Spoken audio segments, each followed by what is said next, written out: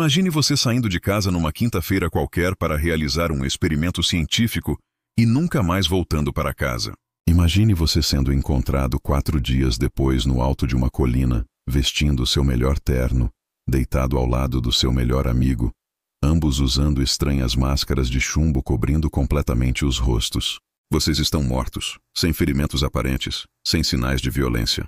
E então, anos depois, descobrem um bilhete no bolso de um de vocês com instruções misteriosas sobre horários e procedimentos. Descobrem que vocês compraram essas máscaras no dia anterior à morte. Descobrem que vocês estavam envolvidos em experimentos que ninguém consegue explicar até hoje. Esta não é uma história sobre alienígenas ou ficção científica. Esta é a história real de Manoel Pereira da Cruz e Miguel José Viana. Uma história sobre como uma amizade baseada na paixão pela eletrônica se transformou numa das mais perturbadoras mortes misteriosas do Brasil, cuja resposta foi mais complexa do que qualquer um poderia imaginar. O sol de agosto de 1966 batia forte no Rio de Janeiro quando Manoel Pereira da Cruz, de 34 anos, se despediu da esposa Elza pela última vez. Era quinta-feira, 17 de agosto, e Manoel saía cedo de casa em Atafona, no norte fluminense, para encontrar seu amigo e sócio Miguel José Viana, de 32 anos. Os dois eram técnicos em eletrônica, conhecidos na região por seus conhecimentos avançados em rádio e televisão. Tinham uma oficina pequena, mas próspera, onde consertavam aparelhos e desenvolviam experimentos próprios. "Vou ao Rio resolver uns negócios com o Miguel", disse Manoel para Elza naquela manhã. "Volto no domingo." Elza conhecia bem aquelas viagens. Os dois amigos frequentemente viajavam juntos para comprar peças ou visitar fornecedores na capital. Miguel era solteiro, morava com a irmã em Campos dos Goytacazes, e Manoel considerava-o quase um irmão. Ambos eram homens sérios, trabalhadores, sem vícios ou envolvimentos suspeitos. Manoel beijou a esposa, pegou sua pequena maleta e partiu. O que ninguém sabia era que esta seria a última conversa normal que Manoel teria com alguém da família. Miguel esperava Manoel na estação rodoviária de Campos. Quando se encontraram por volta das 10 da manhã, os dois pareciam animados, como sempre ficavam quando tinham algum projeto em mente. Subiram no ônibus para o Rio de Janeiro, falando em voz baixa sobre o experimento, um termo que haviam usado várias vezes nas últimas semanas. Os passageiros que estavam próximos notaram que eles carregavam uma pequena bolsa de couro e que Miguel folheava constantemente um caderno com anotações. A viagem durou 4 horas. Durante o percurso, os dois conversaram animadamente sobre frequências de rádio, comprimentos de onda e algo sobre contato em alta altitude. Um passageiro que se sentava atrás deles lembrou-se mais tarde de ter ouvido Miguel dizer: "Se tudo der certo, hoje vamos fazer história." Manoel respondera: "Desde que sigamos exatamente o cronograma, não pode dar errado." Chegaram ao Rio por volta das 2 da tarde. A primeira parada foi numa loja de equipamentos eletrônicos na Rua da Carioca, no centro da cidade. O vendedor lembrava-se perfeitamente deles. 2 homens bem vestidos, educados, que compraram componentes específicos, resistores, capacitores, fios especiais e, curiosamente, 2 máscaras de solda de chumbo. Disse que era para proteção em experimento com radiação. Lembrou-se o vendedor anos depois. As máscaras chamaram atenção porque eram equipamento profissional, caras, e não eram itens que técnicos comuns costumavam comprar. Miguel pagou tudo em dinheiro, quantia considerável para a época. Quando o vendedor perguntou sobre o tipo de experimento, Miguel foi vago. "Trabalho com frequências altas. Precisa de proteção especial." Ninguém imaginava que essas máscaras se tornariam o elemento mais perturbador de toda a história. Após as compras, os dois se dirigiram para um hotel modesto na Lapa. Registraram-se como técnicos em eletrônica vindos do interior para trabalho.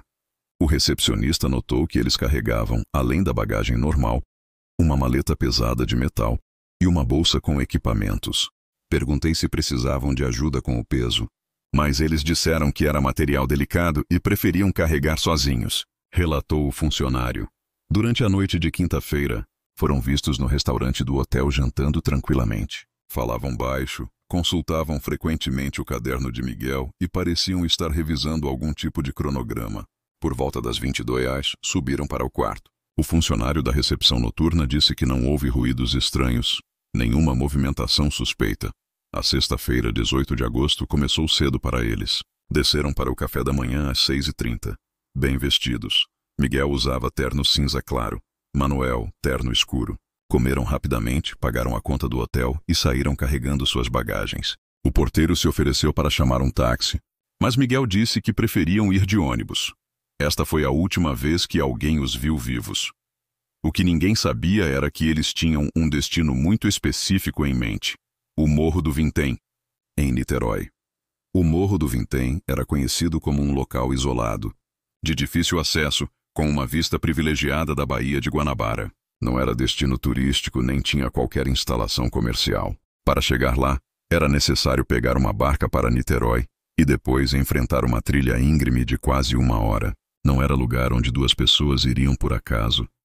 Manuel e Miguel pegaram a barca das 8h15 para Niterói. O funcionário da embarcação lembrou-se deles porque carregavam uma maleta pesada e pareciam estudar um mapa durante a travessia. O mais novo, disse ele se referindo a Miguel, perguntou sobre o melhor ponto para subir o Morro do Vintém. Disse que era para trabalho científico. Em Niterói, pegaram um ônibus até a base do morro. O motorista achou estranho que 2 homens de terno quisessem descer naquele ponto. Perguntei se sabiam que não tinha nada lá em cima além de mato e pedra. Eles disseram que sabiam exatamente onde estavam indo. A trilha era íngreme e difícil. Para 2 homens de meia idade carregando equipamentos pesados e usando ternos, deve ter sido um desafio considerável. Mas eles subiram determinados, parando apenas para Miguel consultar suas anotações e verificar um pequeno aparelho que parecia ser algum tipo de medidor. O que aconteceu no topo do Morro do Vintém nas horas seguintes permanece, até hoje, um dos maiores mistérios da história criminal brasileira. Na manhã de domingo, 20 de agosto, 2 garotos que empinavam pipa no morro fizeram uma descoberta que mudaria suas vidas para sempre. Correndo atrás de uma pipa que havia se enroscado numa árvore, encontraram 2 corpos deitados lado a lado numa área plana próxima ao cume. Pensamos que eram homens dormindo, disse um dos meninos anos depois. Mas quando chegamos mais perto vimos aquelas máscaras estranhas cobrindo os rostos. Ficamos com muito medo e corremos para chamar a polícia. Os investigadores que chegaram ao local se depararam com uma cena desconcertante. Manuel e Miguel estavam deitados de costas lado a lado, em posição quase simétrica. Vestiam seus ternos impecavelmente limpos e arrumados. Sobre os rostos, as máscaras de chumbo que haviam comprado na quinta-feira. Não havia sinais de luta, ferimentos ou violência. Próximo aos corpos, encontraram a maleta de metal vazia e a bolsa com alguns equipamentos eletrônicos. Era como se eles tivessem simplesmente se deitado e morrido, descreveu o delegado Venâncio Ribeiro, responsável pela investigação. Mas ninguém morre assim do nada usando máscaras de chumbo. A primeira hipótese foi envenenamento. Os corpos foram removidos para o Instituto Médico Legal, mas numa falha processual que assombraria o caso para sempre, os órgãos foram enterrados antes que a necropsia fosse completamente concluída. O laudo médico foi inconclusivo, mencionando apenas morte por causa indeterminada. Não foram encontrados vestígios de veneno, mas também não foi possível determinar a causa exata da morte. A investigação policial enfrentou dificuldades desde o início. O local era remoto, sem testemunhas, e os próprios investigadores não conseguiam entender o que 2 pessoas estariam fazendo lá com equipamentos eletrônicos e máscaras de proteção. Era como investigar um caso de ficção científica, admitiu anos depois um dos detetives envolvidos. Mas foi quando começaram a examinar os pertences das vítimas que o mistério se aprofundou ainda mais. No bolso do paletó de Miguel, encontraram um papel com instruções escritas à mão. 16h30 estar no local determinado. 18h30 ingerir cápsulas após efeito proteger metais aguardar máscara sinal aparecer. O bilhete não tinha assinatura nem explicação adicional. No caderno de Miguel, havia anotações técnicas sobre frequências de rádio, cálculos de propagação de ondas e desenhos de circuitos eletrônicos. Uma página inteira era dedicada a horários precisos, com anotações como contato às 18h45 e duração máxima 2 horas. Havia também endereços no Rio de Janeiro e números de telefone que, quando investigados, levavam a lojas de equipamentos eletrônicos e laboratórios. A maleta de metal, encontrada vazia próxima aos corpos, intrigou os investigadores. Por dentro, tinha compartimentos acolchoados, como se fosse projetada para transportar equipamentos delicados. Havia resíduos de solda e sinais de que materiais eletrônicos haviam sido transportados ali recentemente. As máscaras de chumbo se tornaram o símbolo do mistério. Eram máscaras profissionais, usadas em trabalhos com radiação ou soldas especiais. Pesavam quase 2 quilos cada uma e cobriam completamente o rosto. Ninguém usaria isso sem um motivo muito específico, observou um especialista em segurança industrial consultado pela polícia. A investigação expandiu para as vidas pessoais das vítimas. Em Atafona e Campos, Manuel e Miguel eram conhecidos como técnicos competentes e homens sérios. Manuel era casado há 10 anos, sem filhos, descrito por vizinhos como homem de casa, trabalhador, sem vícios. Miguel era solteiro, vivia com a irmã, também descrito como pessoa reservada e estudiosa. A oficina deles foi minuciosamente examinada. Os investigadores encontraram equipamentos eletrônicos convencionais, manuais técnicos e projetos de rádios e televisores. Mas também encontraram algo inusitado: diagramas de circuitos muito avançados para a época, anotações sobre comunicação em longas distâncias e cálculos que pareciam estar relacionados a frequências especiais. Eles estavam trabalhando em algo que ia além do conhecimento normal de técnicos da época, disse um engenheiro eletrônico que analisou o material. Alguns desses circuitos eram experimentais, coisa que só se via em laboratórios especializados. A viúva de Manuel, Elsa, foi interrogada várias vezes. Ela insistia que o marido não havia mencionado nada em comum sobre a viagem. Ele disse que era trabalho, como sempre. Falou que ia comprar peças e visitar uns clientes, repetiu ela. Mas quando pressionada sobre o comportamento de Manuel nas semanas anteriores, admitiu que ele andava mais reservado, passando horas estudando revistas técnicas e fazendo anotações. A irmã de Miguel, Dorimar, revelou detalhes semelhantes. Miguel vinha recebendo correspondências de várias cidades, algumas do exterior. Eram cartas de pessoas interessadas em eletrônica, disse ela.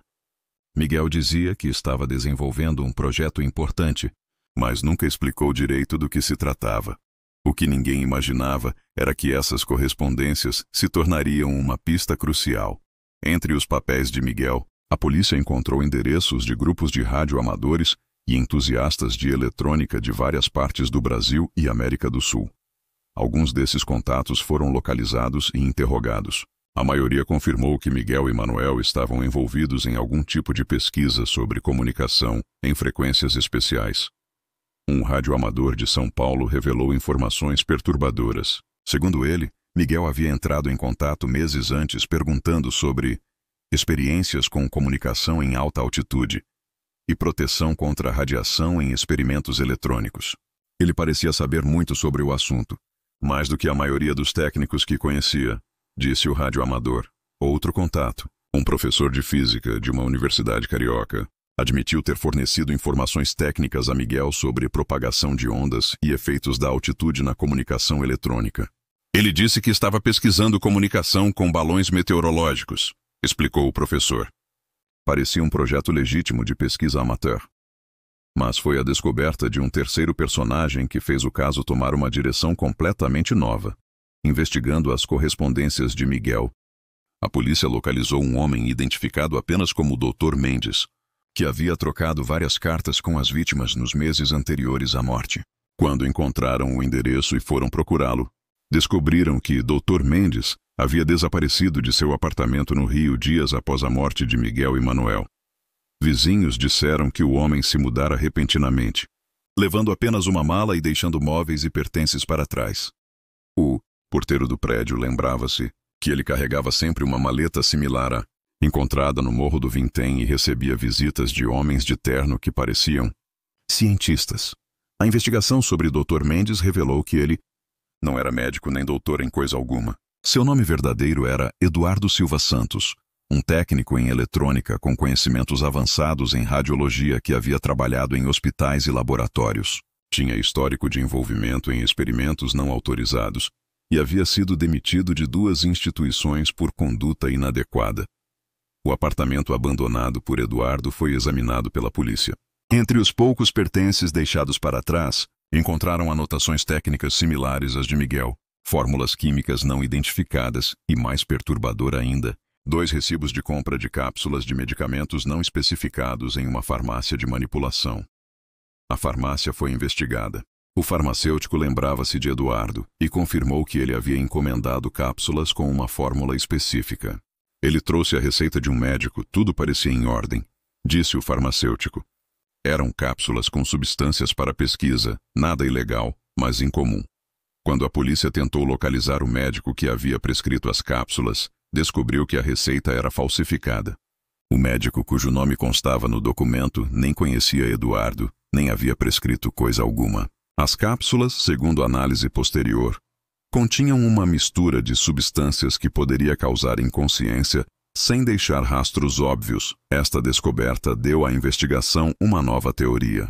Miguel e Manuel haviam sido assassinados. Segundo essa hipótese, Eduardo Silva Santos havia atraído as duas vítimas para algum tipo de experimento fraudulento, possivelmente prometendo resultados científicos revolucionários ou lucros substanciais. No Morro do Vintém, ele teria administrado as cápsulas letais e arranjado a cena para parecer uma morte misteriosa. A teoria ganhava força quando considerados alguns detalhes. A localização remota, as máscaras que poderiam esconder evidências de envenenamento, a posição organizada dos corpos e o desaparecimento de Eduardo logo após o crime.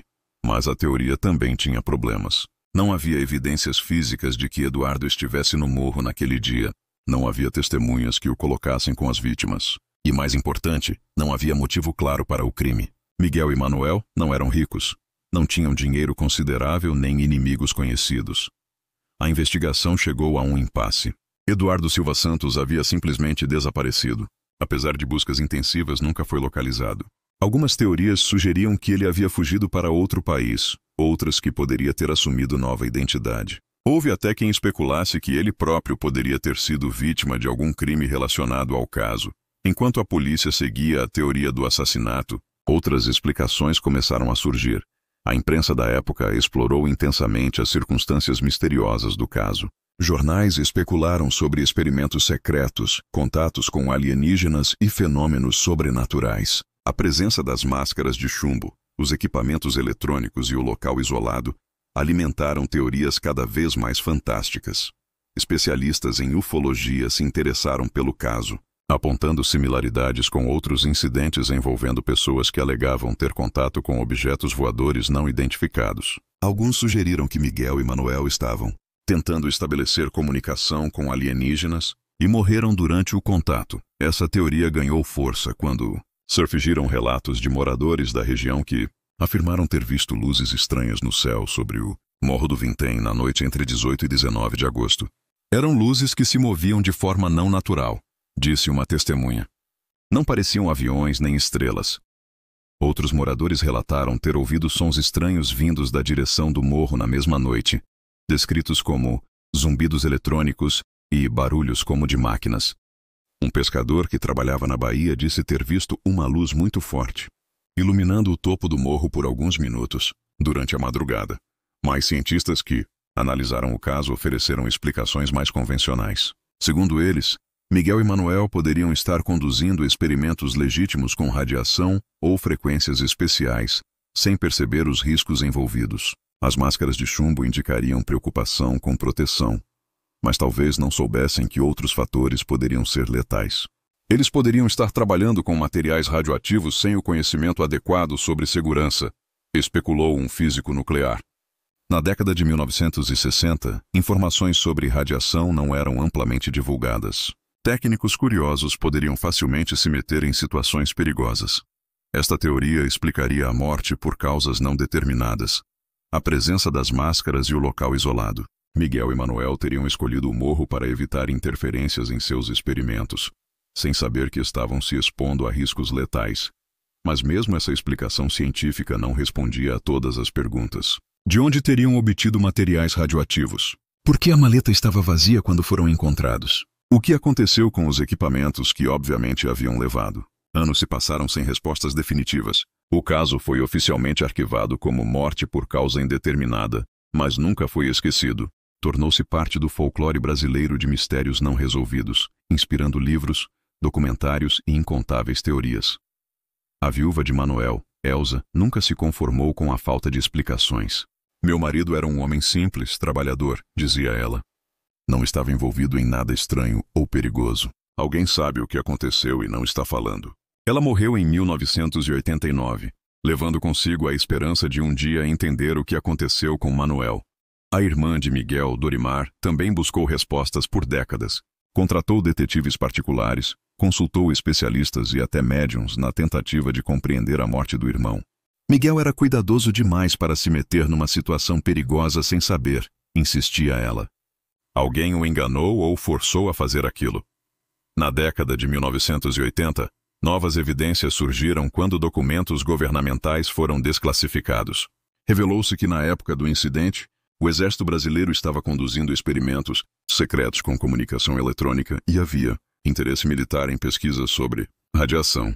Alguns pesquisadores sugeriram que Miguel e Manuel poderiam ter se envolvido, conscientemente ou não, em algum projeto militar sigiloso. Segundo essa teoria, o governo teria conhecimento dos verdadeiros fatos, mas manteria sigilo por questões de segurança nacional.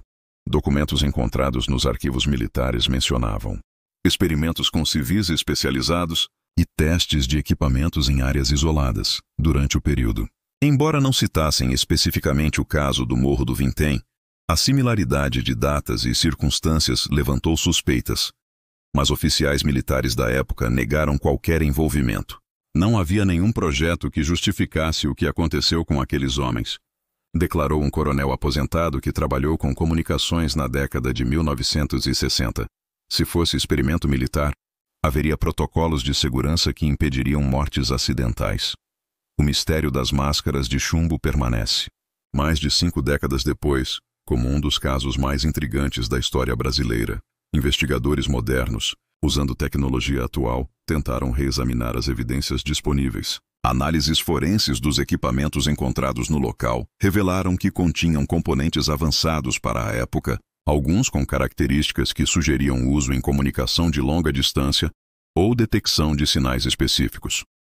Os circuitos que eles estavam usando eram sofisticados demais para técnicos comuns, observou um engenheiro eletrônico que analisou os equipamentos décadas depois. Indicavam conhecimento especializado ou acesso a informações técnicas restritas. Reconstruções do cronograma final de Miguel e Manuel mostraram que eles seguiram um plano meticulosamente preparado. A compra das máscaras, a viagem ao Rio, a escolha do local, tudo indicava preparação cuidadosa para algum evento específico. O bilhete encontrado no bolso de Miguel, 16h30 estar no local determinado. 18h30 ingerir cápsulas, após efeito proteger metais, aguardar máscara sinal aparecer. Permanece como a pista mais enigmática. A linguagem sugere que eles esperavam algum tipo de sinal ou contato em horário determinado. Análises linguísticas do bilhete indicaram que não foi escrito por Miguel nem por Manuel. A caligrafia era diferente e o estilo de redação sugeria pessoa com formação técnica superior. Isso reforçava a teoria de que uma terceira pessoa havia instruído as vítimas sobre o que fazer. Eduardo Silva Santos, o misterioso Dr. Mendes, nunca foi encontrado. Buscas por pessoas com seu nome e características não resultaram em identificação positiva. É possível que tenha usado identidade falsa desde o início ou que tenha morrido pouco depois do incidente. A análise das cápsulas mencionadas no bilhete nunca foi completamente conclusiva. Amostras insuficientes e tecnologia limitada da época impediram determinação precisa de sua composição. Testes modernos em material residual sugeriram presença de substâncias que poderiam causar inconsciência, mas não necessariamente morte. Das várias teorias propostas ao longo dos anos, assassinato, experimento científico mal-sucedido, envolvimento militar, contato alienígena, nenhuma foi definitivamente comprovada ou descartada. Cada uma tinha elementos plausíveis e pontos fracos. A teoria do assassinato era sustentada pelo desaparecimento de Eduardo, pelas cápsulas e pela disposição organizada dos corpos, mas faltava um motivo claro e evidências físicas do crime.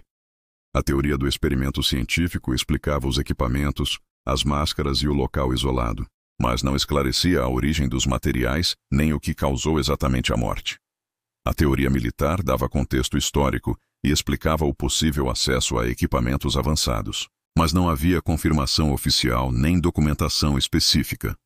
A teoria ufológica, embora popular, baseava-se principalmente em especulação e relatos não verificáveis de luzes e sons estranhos.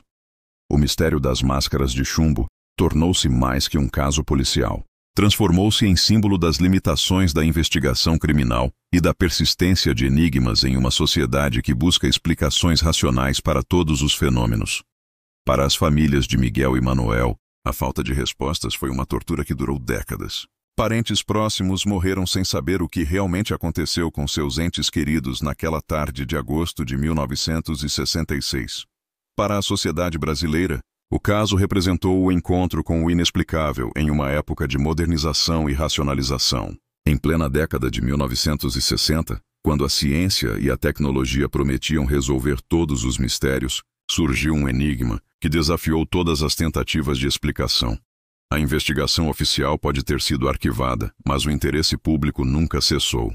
Gerações de pesquisadores, jornalistas e curiosos continuaram buscando pistas, reexaminando evidências e propondo novas teorias. Em 2021, 55 anos após o incidente, uma nova investigação foi aberta pela Polícia Civil do Rio de Janeiro. Usando técnicas forenses modernas e tecnologia de análise avançada, investigadores contemporâneos tentaram mais uma vez desvendar o mistério.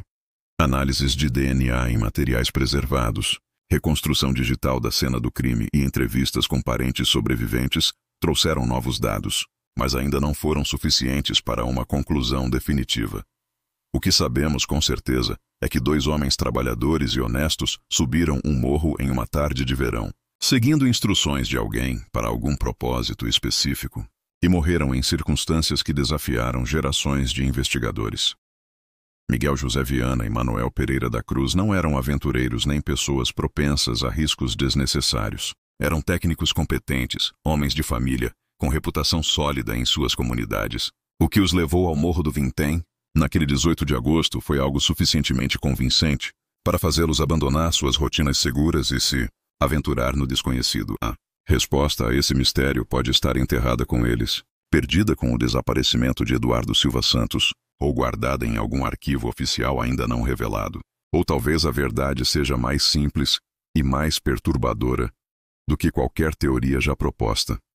O que permanece é a lembrança de 2 máscaras de chumbo brilhando sob o sol de agosto, cobrindo rostos que levaram seus segredos para sempre. Num morro silencioso que guarda até hoje uma das histórias mais inquietantes do Brasil. Uma história que nos lembra que, mesmo na era da ciência e da razão, ainda existem mistérios que desafiam nossa capacidade de compreender completamente a realidade que nos cerca.